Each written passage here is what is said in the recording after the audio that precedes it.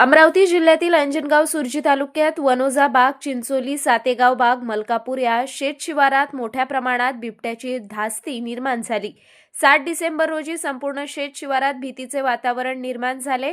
सातेगाव ग्रामस्थांनी यापूर्वी शेतकऱ्यांनी वनपाल यांना दूरध्वनीवरून संपर्क केला असता त्यांनी म्हटले, एखादी शिकार होऊ द्या।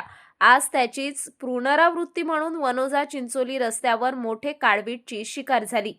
सर्व ग्रामस्थ चिंचोली वनोजा बाग येथील सरपंच, पोलीस पाटील व गावातील नागरिक एकत्र येऊन सरपंच सागर खंडारे यांनी वनपाल फोन उचलत नाही व एका कर्मचाऱ्याला कॉल केल्यावर सुद्धा अजून 2 तासापासून वन विभागाचे कोणतेही कर्मचारी आले नसल्याने शेतकऱ्यांनी संताप व्यक्त केला आहे।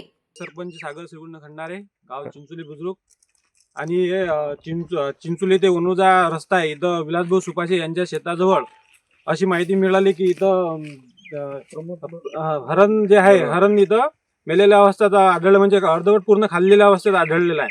आम्ही इथं आलो, फॉरेस्टवाल्यांना फोन केले, फॉरेस्टवाल्यांनी काही जणांना फोन उचलले, काही जणांना फोन नाही उचलले, तर ते आतापर्यंत यायचेच आहेत। त्याला दोन तास झाले, 2-3 तास झाले। आणि या बिबट्या आहे की वाघ आहे याचं निष्कर्ष काढून आमच्या ज्या गावातले मोल मजूर आहे, इकडे कोणी पाणी देते, फवारणीसाठी आहे, कापूस वेचणी आहे, यासाठी जे येणारे आहेत ते यांच्या मनात एक धास्ती झालेली आहे।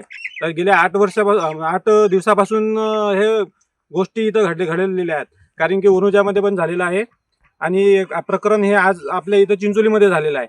तर याची गांभीर्यानं फॉरेस्ट ऑफिसरनं चौकशी करून म्हणजे सर्व गोष्टीचा निष्कर्ष काढावा, जेणेकरून आपल्या जे मोल मजूर आहे त्यांच्या मनातली धास्ती निघून जाईल।